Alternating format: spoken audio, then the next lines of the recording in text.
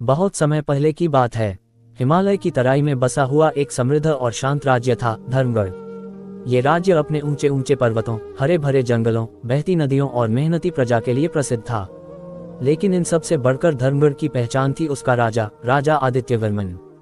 राजा आदित्यवर्मन केवल सिंहासन पर बैठा शासक नहीं था, बल्कि वह अपनी प्रजा के हृदय में बसने वाला पिता समान राजा था। वह प्रतिदिन प्रातःकाल साधारण वस्त्र पहनकर राज्य का भ्रमण करता, लोगों की समस्याएं सुनता और तुरंत समाधान करता। प्रजा उसे राजा नहीं बल्कि रक्षक कहकर पुकारती थी।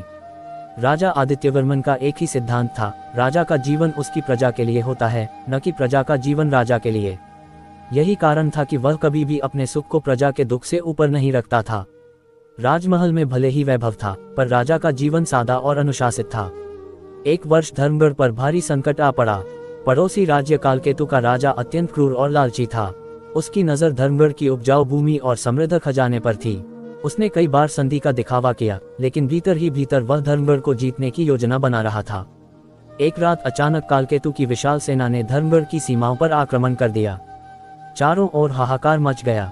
गांव जलने लगे, खेत उजड़ने लगे और निर्दोष लोग मारे जाने लगे। राजा आदित्यवर्मन को जैसे ही आक्रमण की सूचना मिली, उन्होंने बिना समय गंवाए सेनापति और मंत्रियों को बुलाया। सभा में मंत्री भयभीत थे। सेनापति ने कहा, महाराज, शत्रु की सेना हमसे 3 गुना अधिक है। यदि युद्ध हुआ तो राज्य का भारी नुकसान होगा। एक मंत्री बोला, महाराज, यदि आप गुप्त मार्ग से सुरक्षित स्थान पर चले जाएं, तो बाद में राज्य पुनः प्राप्त किया जा सकता है। ये सुनते ही राजा आदित्यवर्मन का चेहरा गंभीर हो गया। उन्होंने दृढ़ स्वर में कहा, यदि राजा ही भाग जाए तो प्रजा का क्या होगा? मैं जीवित रहूं और मेरी प्रजा मारी जाए, ये स्वीकार्य नहीं। सभा में सन्नाटा छा गया। अगले दिन भोर होते ही राजा स्वयं रणभूमि में उतरे।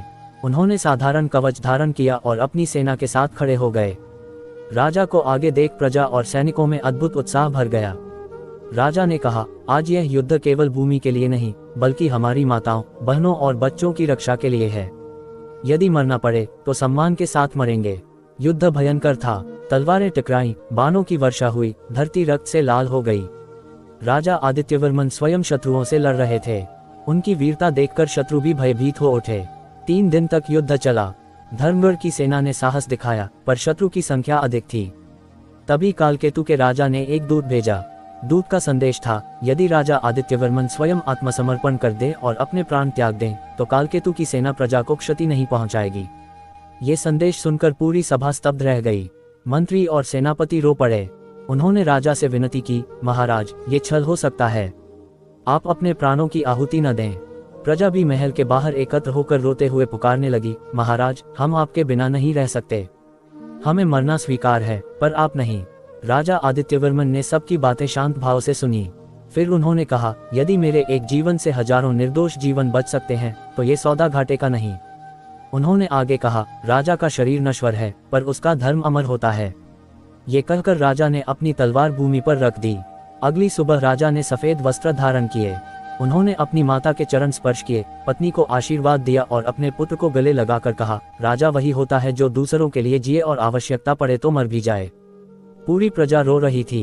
धरती जैसे शोक में डूब गई थी। राजा स्वयं शत्रु के शिविर में गए।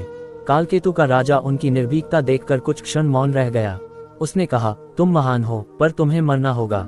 राजा आदित्यवर्मन मुस्कुराए और बोले, यदि मेरी मृत्यु से निर्दोषों का जीवन बचे, तो ये मृत्यु नहीं, धर्म की विजय है।